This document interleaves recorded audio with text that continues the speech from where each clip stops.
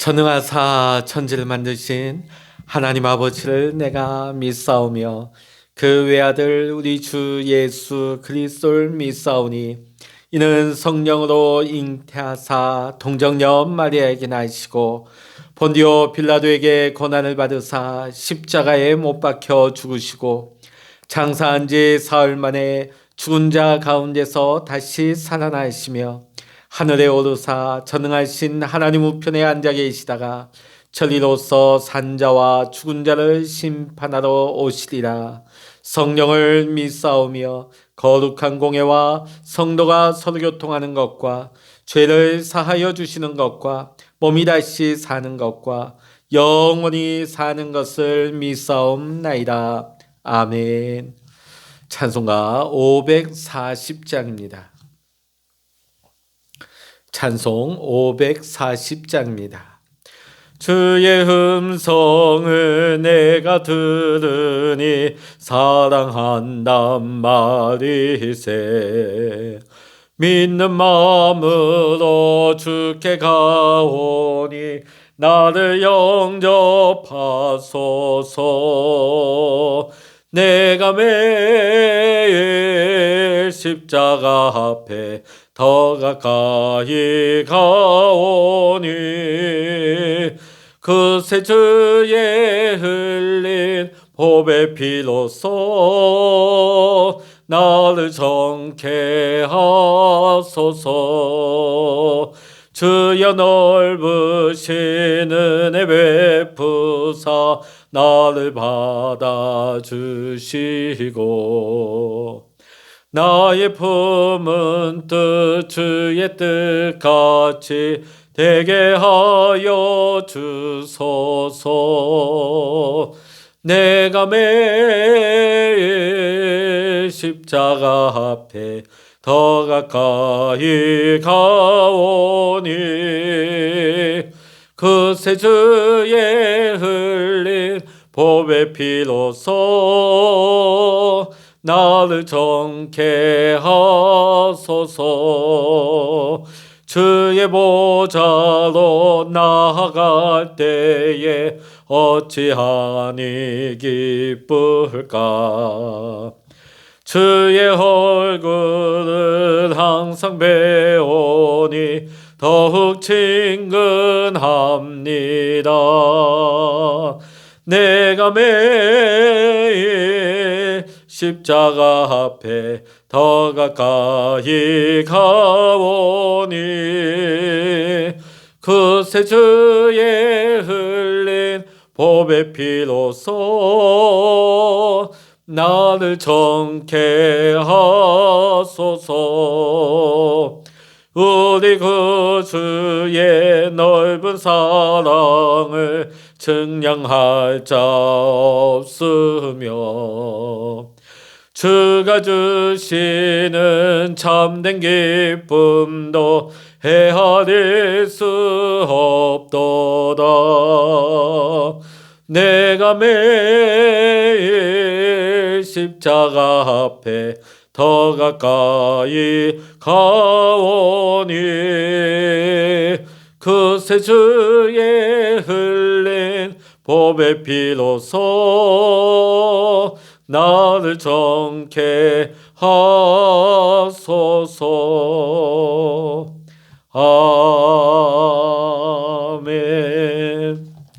이 시간 우리에게 주시는 하나님의 말씀 잠언 20장입니다. 구약성서 잠언 20장 1절로부터 30절까지의 말씀 우리 함께 읽겠습니다. 잠언 20장입니다. 포도주는 거만하게 하는 것이요 독주는 떠들게 하는 것이라. 이에 미혹되는 자마다 지혜가 없느니라. 왕의 진노는 사자의 부르짖음 같으니 그를 노하게 하는 것은 자기의 생명을 해하는 것이니라. 다툼을 멀리하는 것이 사람에게 영광이거늘 미련한 자마다 다툼을 일으키느니라. 게으른 자는 가을에 밭 갈지 아니하나니 그러므로 거둘 때에는 구걸할지라도 얻지 못하리라. 사람의 마음에 있는 모략은 깊은 물 같으니라. 그럴지라도 명철한 사람은 그것을 길어내느니라. 많은 사람이 각기 자기의 인자함을 자랑하나니 충성된 자를 누가 만날 수 있으랴. 온전하게 행하는 자가 의인이라. 그의 후손에게 복이 있느니라. 심판 자리에 앉은 왕은 그의 눈으로 모든 악을 흩어지게 하느니라. 내가 내 마음을 정하게 하였다. 내 죄를 깨끗하게 하였다. 할 자가 누구냐? 한결같지 않은 저울추와 한결같지 않은 되는 다 여호와께서 미워하시느니라. 비록 아이라도 자기의 동작으로 자기 품행이 청결함 여부와 정직한 여부를 나타내느니라. 듣는 귀와 보는 눈은 여호와께서 지으신 것이니라. 너는 잠자기를 좋아하지 말라. 내가 빈궁하게 될까 두려우니라. 내 눈을 뜨라. 그리하면 양식이 족하리라. 물건을 사는 자가 좋지 못하다 하다가 돌아간 후에는 자랑하느니라. 세상에 금도 있고 진주도 많거니와 지혜로운 입술이 더욱 귀한 보배니라. 타인을 위하여 보증선자의 옷을 취하라. 외인들을 위하여 보증선자는 그의 몸을 볼모 잡을지니라.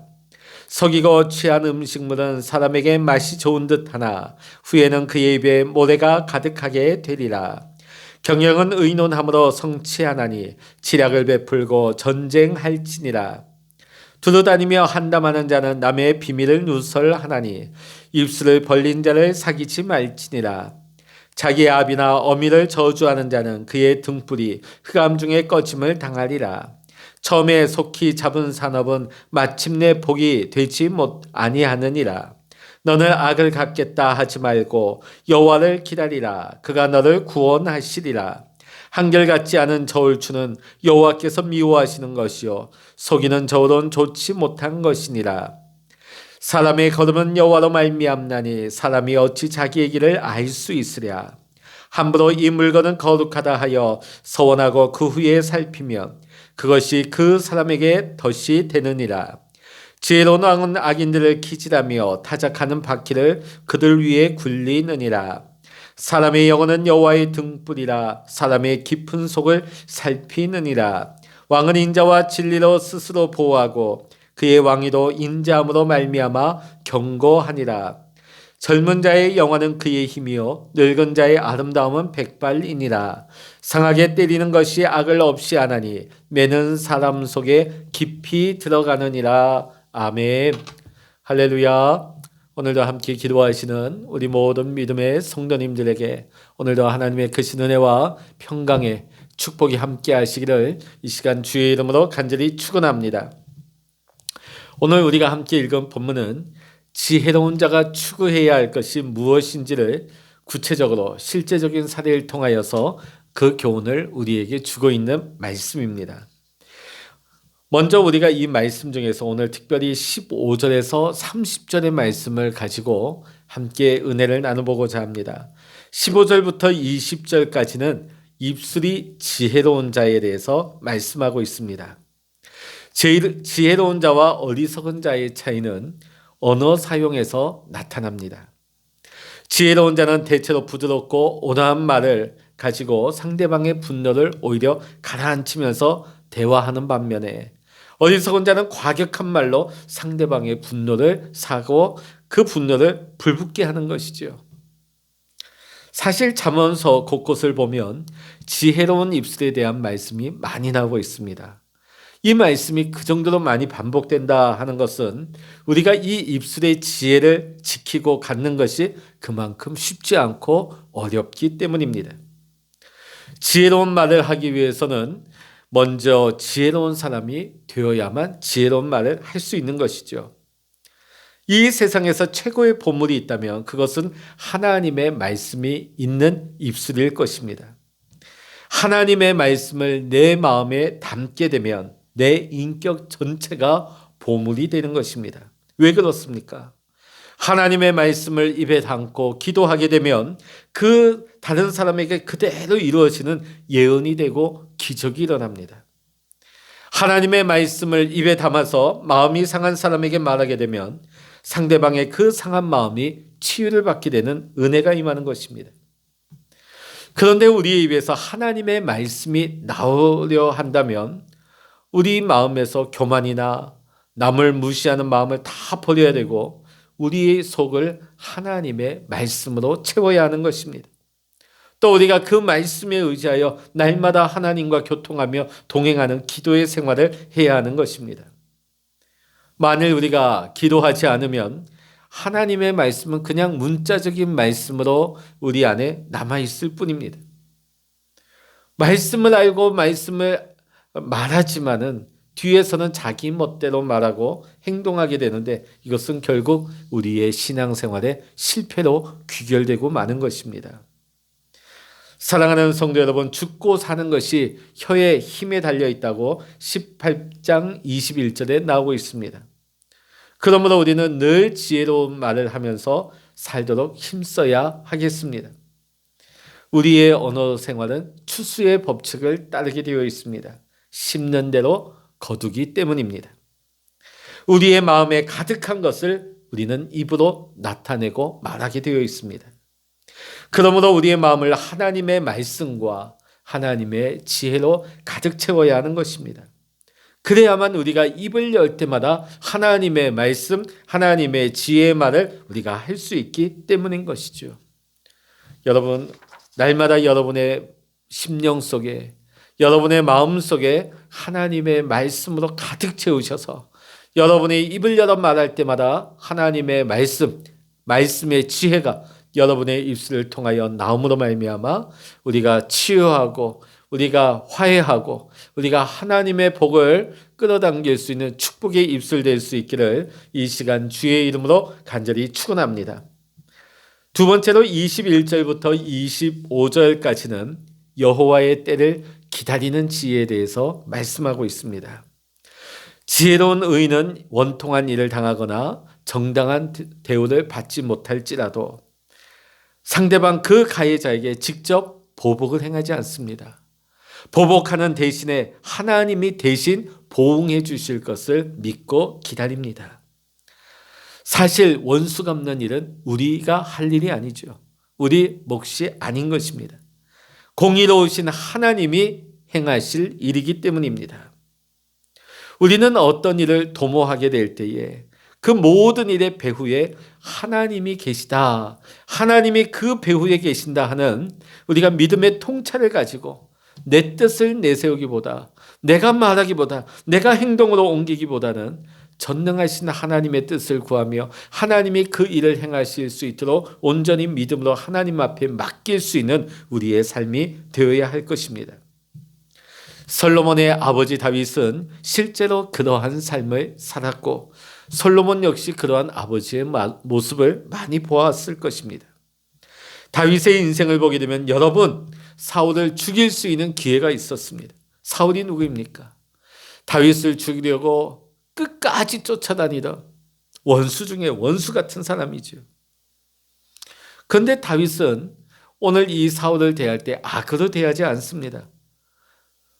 두 번이나 직접적으로 죽일 수 있는 절호의 찬스를 맞이하였지만 선으로 악을 이겼습니다. 왜냐하면 다윗은 궁극적으로 하나님이 개입하실 것을 믿었기 때문입니다. 하나님의 주권, 하나님의 섭리를 믿었습니다. 또한 그의 아들 압살롬의 반역으로 인하여 피난 갈 때에 사울 족속에 속한 시므이가 쫓아오면서 돌을 던지면서 저주의 말을 합니다. 부하들이 다윗에게 당장에 저 개 같은 자를 보복하자고 없애자고 말하지만은 다윗은 결코 칼로 보복하지 않았습니다. 오히려 다윗은 하나님이 시므이에게 다윗을 저주하는 것을 허락하셨기 때문에 저가 그런 말을 한다고 하면서 내버려 두죠. 믿음의 해석을 하고 있습니다. 하나님의 관점으로 바라보고 있습니다. 솔로몬은 아버지로부터 이 귀한 믿음과 진리를 체득했을 것입니다. 악한 자로부터 억울한 일을 겪었을 때 하나님을 바라보고 하나님께 온 모든 문제를, 모든 삶을 의탁하면, 하나님을 의지하면, 하나님을 의뢰하면 하나님께서 우리를 도우신다, 하나님께서 해결해 주신다 하는 그런 믿음을 가지고 있었던 것입니다. 사랑하는 믿음의 성도 여러분, 때로는 우리 눈에 아무것도 나타나지 않고 악인으로부터 우리가 억울한 일을 당할지라도 이 모든 상황을 우리 하나님께서 알고 계시고 하나님께서 갚아주신다고 하는 하나님을 신뢰하는 믿음이 필요합니다. 어떠한 현실 가운데 어떤 악한 상황 속에서도 하나님을 기다리면서 우리가 하나님을 기다리고 하나님 앞에 믿음으로 간구하는 그것이 바로 우리의 믿음이 되어야 할 것입니다. 사랑하는 성도 여러분, 우리의 인생의 주인은 하나님이십니다. 우리는 날마다 이것을 인정해야 됩니다. 그리고 겸손히 하나님의 도우심과 하나님의 인도하심을 우리는 구해야 할 것입니다. 어떤 상황 가운데 있든지 하나님의 때를 기다리십시오. 하나님의 지혜와 하나님의 방법을 구하시기를 바랍니다.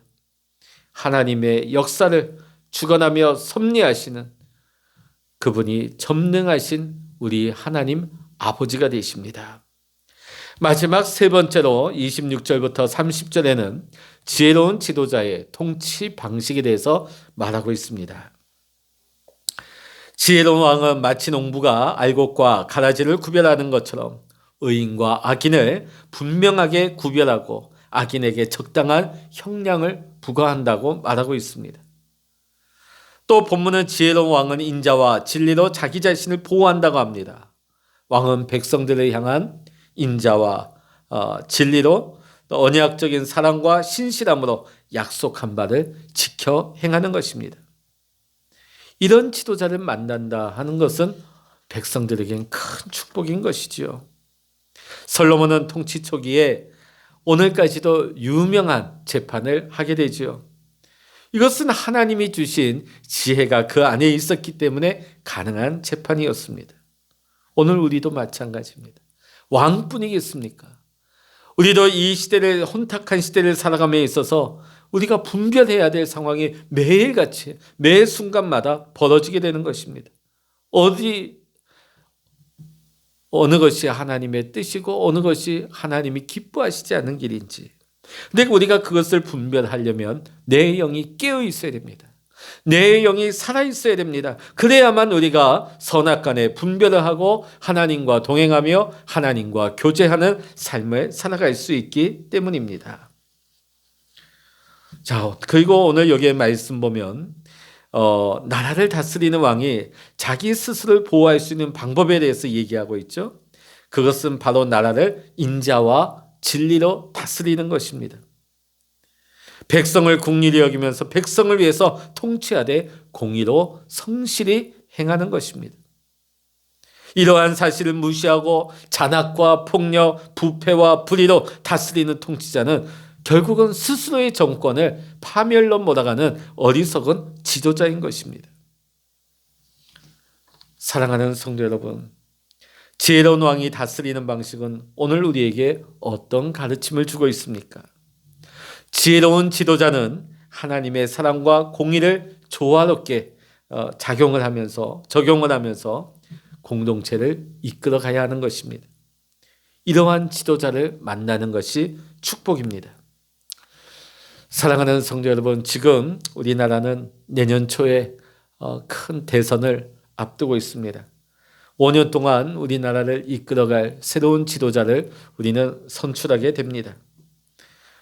우리는 고향, 정당, 어떤 내 편견, 그것으로 선출할 것이 아니라 누가 백성을 하나님의 사랑과 공의로 조화롭게 적용하면서 지혜롭게 공동체를 이끌어갈지를 우리는 분별하며 그러기 위해서는 우리가 지도자의 선출을 위해서 기도해야 할 것입니다.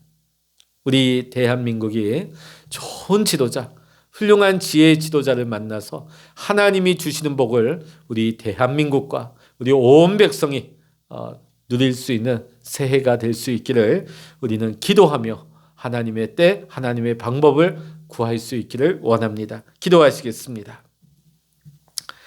할렐루야. 하나님 아버지, 우리가 날마다 하나님이 주시는 지혜를 가지고 살아가기를 원합니다. 그러기 위해서 날마다 우리 안에 하나님의 말씀이 충만하기를 원하고 날마다 우리가 하나님 앞에 무릎으로 나아가는 기도의 자리로 하나님과 교제하며 하나님을 만나게 될 때에 날마다 우리의 입술에서 나오는 말들이 하나님, 허탄한 말들이나 부정적인 말들이 나오는 것이 아니라 말씀을 통하여 지혜의 언어가 나오게 하시고 화평케 하는 말들이 나오게 하여 주시옵소서. 하나님, 특별히 내년에 우리나라의 지도자를 선출하는 큰 선출을 앞두고 있습니다. 하나님, 우리가 어떤 특정한 편견에 사로잡혀서 우리가 지도자를 세울 것이 아니라 우리 믿음의 성도님들이 이 땅에 하나님이 기뻐하시고 하나님이 세우시는 지혜로운 지도자가 세워질 수 있도록 기도하면서 하나님의 인도하심을 구하기를 원합니다. 하나님이 이 나라를 축복하여 주시고 이 백성을 축복하여 주셔서 좋은 지도자가 세워져서 이 나라가 다시 한번 하나님의 축복을 감당할 수 있는 좋은 나라, 복 있는 나라, 하나님 기뻐하시는 나라가 될 수 있도록 주여 축복하여 주시옵소서. 오늘도 우리와 함께 하시며 동행하심으로 하나님의 뜻을 이루어 가시는 주님을 찬양하며 우리 주 예수 그리스도의 이름으로 간절히 기도하옵나이다. 아멘. 찬양하라 내 영혼아, 찬양하라 내 영혼아, 내 속에 있는 것들아 다 찬양하라. 기도하라 내 영혼아, 기도하라 내 영혼아, 내 속에 있는 것들아 다 기도하라. 주여 일창을 합심하여 기도하십니다. 주여